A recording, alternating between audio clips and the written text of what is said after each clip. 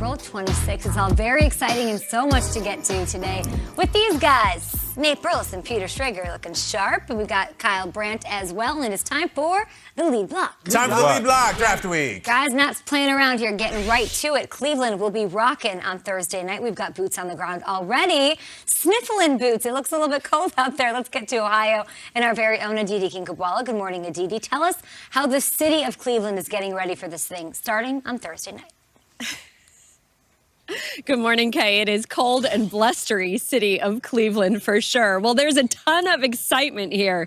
You know, let's go back. The draft for 50 consecutive years was held in New York. Then in 2015, the Easter Bunny was coming to Radio City Music Hall, and Commissioner Roger Goodell got his wish, which was to take the draft on the road. There were 2 years in Chicago, Philadelphia, Dallas, Nashville. The draft was supposed to be on the road in Vegas a year ago, but of course, because of COVID, we were all virtual.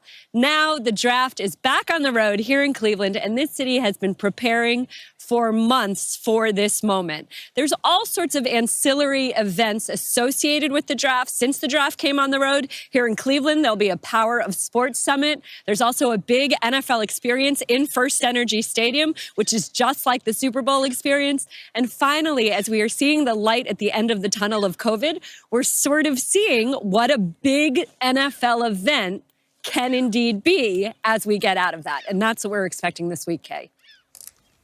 No doubt about it, Aditi. Now, last year was completely virtual, and what you just said is Cleveland has been preparing. That means we're making progress. But how close to a normal draft will we see Thursday night?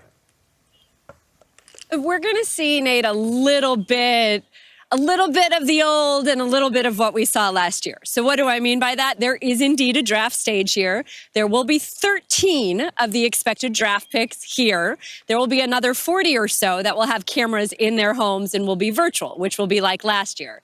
NFL Experience is indeed open at First Energy Stadium. And while Nashville saw 600,000 people, we're expected to see about 150,000 people. But on the first night of the draft, in fact, of every night of the draft, there should be about 5,000 people that are here around the stage walking through this area. And again, like I said, 50,000 each day going through the stadium for NFL Experience. So we'll get to see inside some homes again, like we did a year ago. But we also get to see the draft prospects walk across the stage, which certainly is something we've gotten used to and lends to some of the best moments of the draft.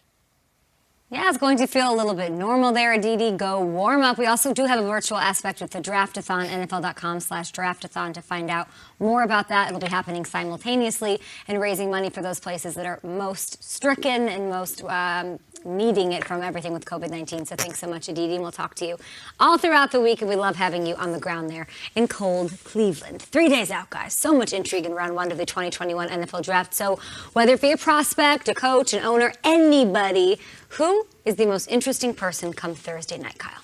I think it's Ohio State quarterback Justin Fields. We're a few days away, and I'm nervous for this kid. My paternal instincts are kicking in, and I'm thrilled to see, actually relieved. Justin Fields will not be one of those attending the draft. He is not on that list of players who will walk across the stage. And I think tactically it's a good decision, because I can't shake this feeling that this dude's going to fall. I don't base that on empirical data. I base it on listening, reading, and listening for that vibe. We've been listening for weeks now, months. You know how people can put their ear to the train track and hear if there's a train coming? I put my ear to the Fields track and I don't hear anything. You hear this Niners pick. Is, you know, Peter's been on it big time. It's going to be Mac Jones or Trey Lance, and Rappaport's talking about it all. I don't know. And when I look at these classic fallers we've seen over the years, I don't see Aaron Rodgers. I don't see Lamar. I don't see Geno Smith. The guy that I see is Brady Quinn, in the sense that we know everything we need to know. Like, every box is checked. We've seen Justin Fields play a ton of football. He tests well. People speak well about him. He's played on the highest level. And yet, I just feel like this draft is refusing to fall in love with him. Like, there's a vibe there that, like, I don't know about Fields. I don't know. Lance odds his wild card, but he's sexier in some way. Lawrence and Wilson seem to be locks. The thing that drives me nuts about the draft, as much as I love the draft moments, I hate seeing the guys sit there and sit there and sit there. Now, there is going to be an at-home cam.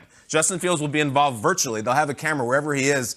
And I have this terrible feeling that I hope I'm wrong on, that this draft will not fall in love with him, and he could be sitting around for a long time. And listen, maybe that'll be to his benefit. Maybe he'll end up going to a really good team. Maybe he'll end up going to New England. Who knows? Wow. I have this vibe I can't shake on draft week, Peter, that they just don't love him, and it might be a long night, and I hope I'm wrong. And then he can go as high as number 4 to Atlanta, right? Maybe. Like, that's how this thing goes. Last year, Tua had the same deal in the week of the draft where it's like, I don't have a team that loves Tua, and then the Dolphins took him at 5, and it was all fine, and everything was dandy. I'm going with the complete opposite of Justin Fields. We have seen Justin Fields in big games. He's never lost a Big Ten game. He threw 20 touchdowns, 2 interceptions. He's done it on the biggest of stages.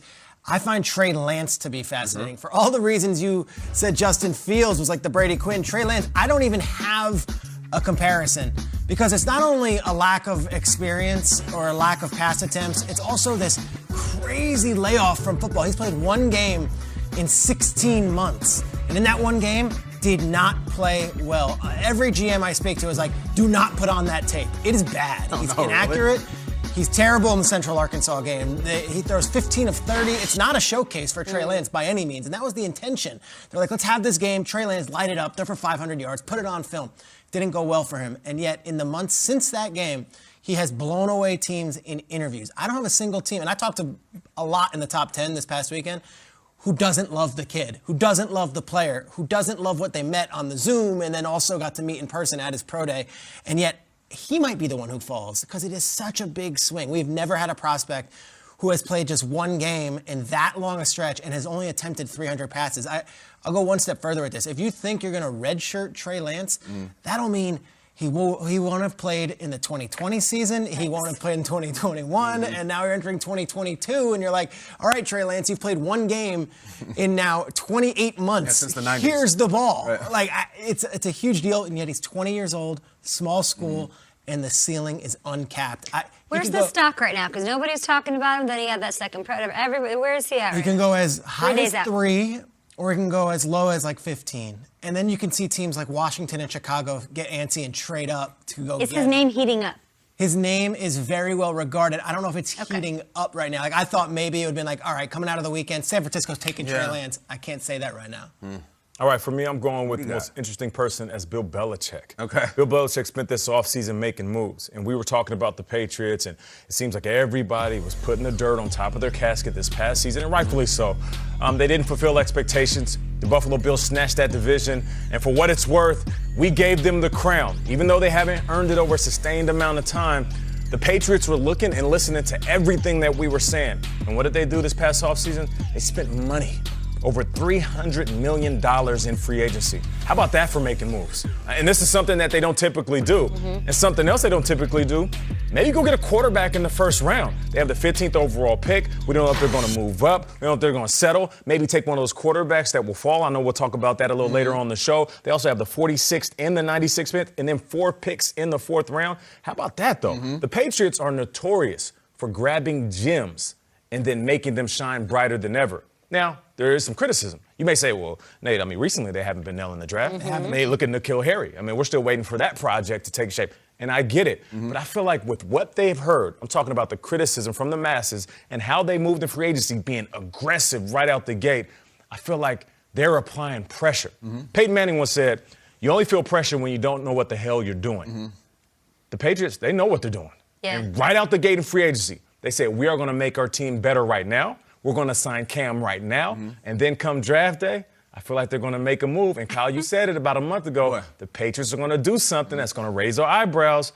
Don't sleep on the Patriots. Yeah. I wouldn't bury them just yet. Unless the Patriots don't have to make a huge move, one of those quarterbacks like a Trey Lance, Triggs, falls to them, or a Mac Jones, who similarly could go as high as 3, or the slide could continue all night long, a long night in Cleveland for the prospect. So he's been mocked, of course, to the Niners at 3 quite a bit these weeks leading up to the draft, as we bring in and welcome Tom Pelissero this morning to talk about San Francisco. Huge decision, turning point right there at 3. They trade up. What are they thinking in San Francisco just 3 days until this thing? Okay, the favorite for the number 3 overall pick continues to be Alabama's Mac Jones. In fact, several general managers I spoke to over the weekend remain convinced that Jones is going to be the 49ers pick. However, San Francisco has continued to do homework on North Dakota State's Trey Lance, and it does appear the focus has now narrowed to these two. Both players have 17 college starts, albeit at vastly different levels. With Mac Jones, he's probably the most ready of any of these quarterbacks to start a game right now. He's got two traits that Kyle Shanahan really values. He is a quick processor and he's accurate. He's just not the athlete or has the upside of a Trey Lance. With Lance, accuracy is one of the big issues, especially when you talk to coaches who have watched his tape, including that Central Arkansas game that Peter was talking about. But in terms of the arm, the size, the intelligence, all those intangibles, there's a lot of reasons that people believe Lance is going to be able to get to his ceiling, whatever that is. I would also tell you the 49ers have spoken to Trey Lance at least once since his second pro day a week ago. That pro day was better than the first pro day, and it involved a lot of Kyle Shanahan staple throws and drills, giving the 49ers the best possible look at a time they're not allowed to hold a private workout, okay? And then, of course, there's ripple effects here. Teams like the Carolina Panthers, the Denver Broncos, the New England Patriots, all looking at what they do at 3 to see if they can secure a quarterback of their future on their own. Thank you so much, Tom. Talk to you in a